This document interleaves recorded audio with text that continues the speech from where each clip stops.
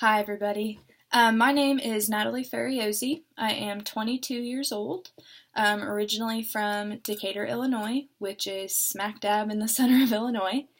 I did my undergraduate work at Illinois State University, and I graduated with a Bachelor's of Science in Food Nutrition and Dietetics. I also went the die-cast route and got matched to Eastern, so here we are. I'm a type 1 diabetic. I have been for 18 years, so I was diagnosed when I was 4. And I would say that is really what sparked my interest in the field of dietetics. If not that, it definitely exposed me to it. Because from the age of 4 to about 12, my parents and I were required to do a lot of education sessions on diabetes management and on nutrition. So I worked with a lot of social workers, registered nurses, endocrinologists, and especially registered dietitians. And when the time came around for me to start taking care of myself, because my parents were solely responsible for my care because I was so young, but when junior high rolled around, it was time for me to start taking care of myself. And I found myself being very confused and having a lot of questions regarding just my care in general, and especially the food interactions with blood sugar and the relationship between the two. So that just pushed me to get more involved in the diabetes community and develop a better understanding of it. So what I did was I started going to a program called Camp Granada, which is a type 1 diabetes camp that's put on every year. And I was there as a camper from age 10 to 16. And then when I turned 16, I was eligible to become a counselor, and I was a counselor until age 21. I was not able to go this summer, but I plan on still being involved in the program in the near future. So at this program, I was able to work with a lot of medical staff members. So I was exposed to the whole side of diabetes from a medical standpoint. And each cabin we had its own medical team. So I got to work with a dietetic intern every single year in every single cabin, whether as a counselor or a camper. And we also have a registered dietitian who was in charge of the food management for the whole entire camp. She is also my individual dietitian at my Pediatric Diabetes Resource Center office.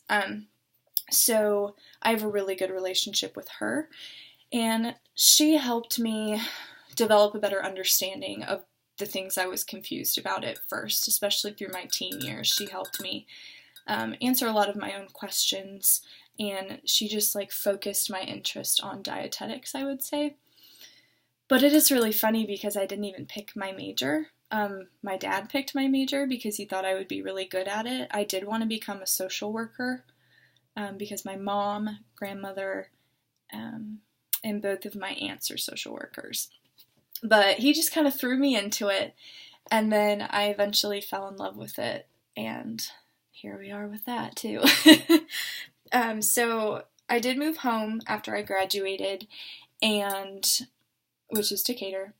And Decatur is a very low socioeconomic area. There's a lot of poverty. So at first, with my dietetics degree, I thought I wanted to become a certified diabetes educator and work in the outpatient setting. But if I plan on staying in Decatur, I'm kind of rethinking that. And I would like to go into inpatient first, just to make sure that I'm learning all of the disease states and having a really well-rounded amount of experience in the field at first. And then after that, I would like to go into community nutrition, because there are a lot of programs that have popped up and developed in the recent years in Decatur that focus on the poverty and tailor the needs to them. And I just want to do that because they're the ones who need a lot of help, and I feel like if we start there, we can stop them from getting at the inpatient point, if that makes sense. Yeah, so that's just a little bit about me, but to get into the topic of the video, what is leadership? A leader, to me personally, is a person of authority whose purpose is to develop or help others reach their full potential that contributes to a specific cause. So when we look at the different types of leaders, they're in all different hierarchies, all different levels of authority, from the President of the United States to the Director of the Academy of Nutrition and Dietetics, to our professors, and to us, even in group settings in class. And even though all of those professions are different and the extent of the leadership is different, the things that those people have in common are the skills and qualities that can make them an effective leader in their position. So some of those skills and qualities that I've been able to reflect on. The first one is self-awareness, which the Drucker article that we had to read for this class was solely based on self-awareness and value awareness and all that good stuff. So self-awareness is kind of an ability to understand your own weaknesses and your own strengths, and then how to be able to work with those things or around those things to create a positive and productive work environment.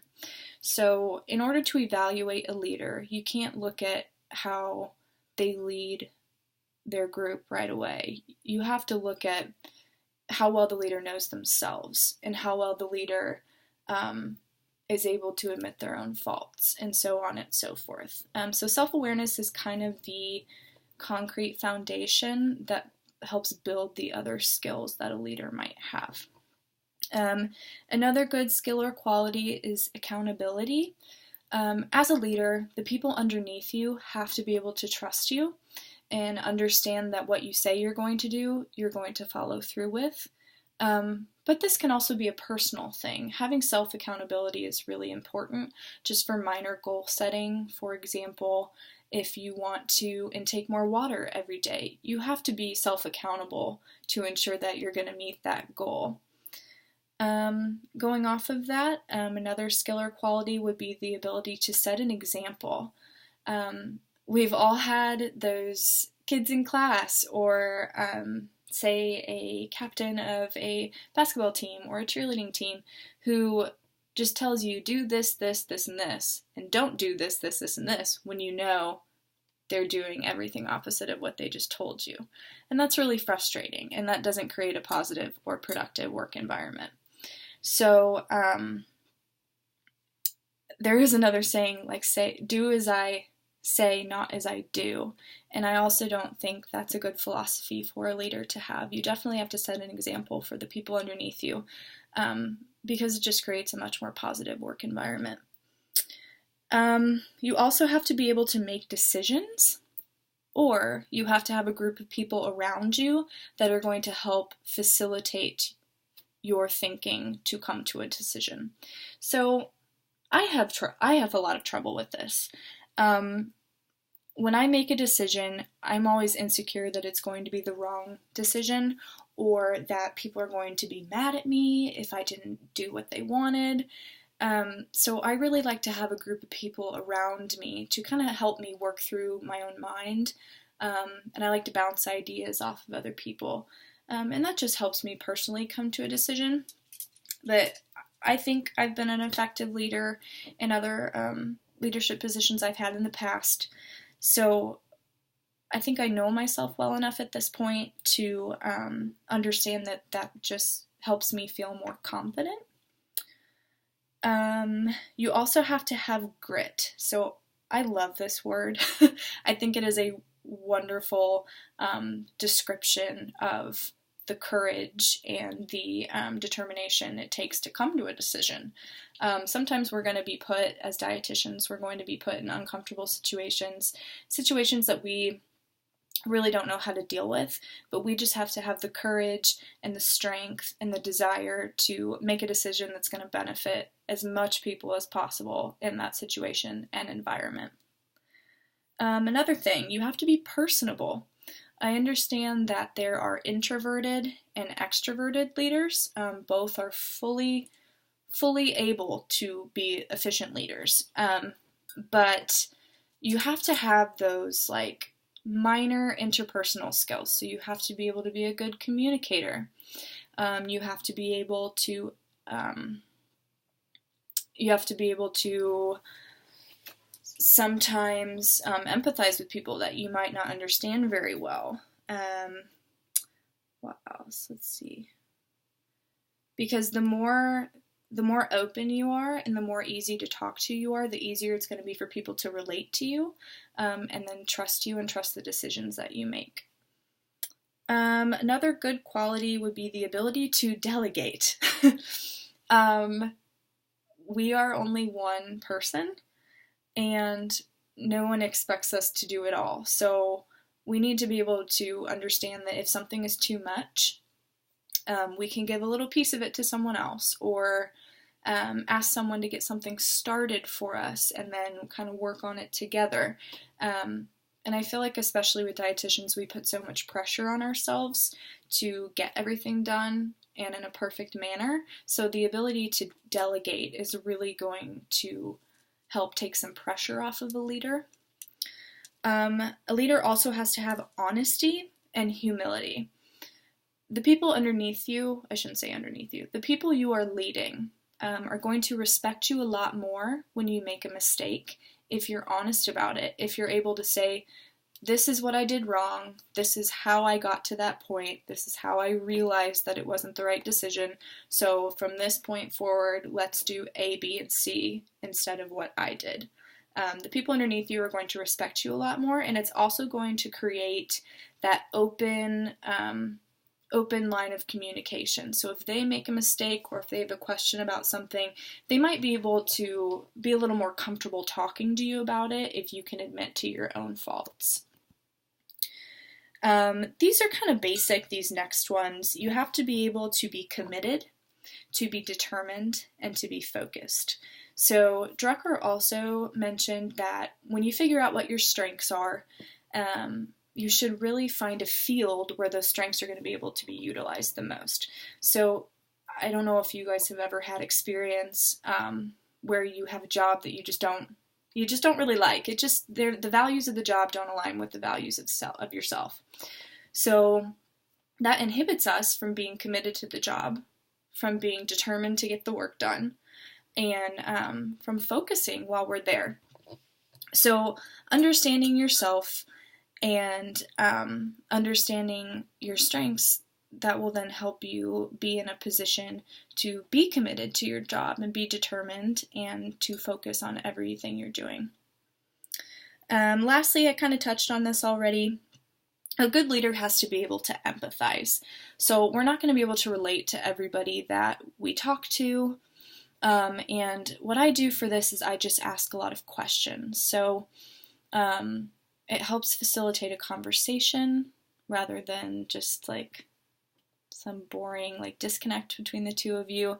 Just asking a lot of questions helps open up the conversation, and it really helps you come to a decision on their care and what's best for them and what they value and what they care about. So just to kind of look at some leadership positions I've had in the past, I did a lot in undergrad. Pardon me. I had a lot to do with dietetic leadership positions and other leadership positions. So what I'm going to talk about today is just, I was the judicial board head for my sorority. So what this means is I selected and put together a group of 6 women. And when another member of the sorority made a mistake or did something wrong or didn't complete something or did something that didn't reflect the values of the organization, they were sent to judicial board. And then what we did was we kind of had a conversation with them in person about, what they did wrong, a different choice they could have made that would have been better, and they have the opportunity to talk about it and, apologize if need be. So that just really helped me become more accountable and to help push accountability onto other women in the sorority as well. And then, do I feel comfortable as a follower or a leader? It depends on the situation. Like I've touched on before, I've been a leader in many different areas in my life thus far. So what I've done so far has worked, I believe, but I am a little bit more comfortable as a follower just because I like to bounce my ideas off of other people. But I think that's just an insecurity thing, and that might be something that goes away once I get a little bit more practice in graduate program and through our internship. But I would say I'm comfortable in both. I do really enjoy being a leader. I think I have a lot of the qualities that were mentioned before, but there is a part of me that gets held back and feels like I need help from other people as well. So that's all I have for you guys, and I will talk to you later. Bye!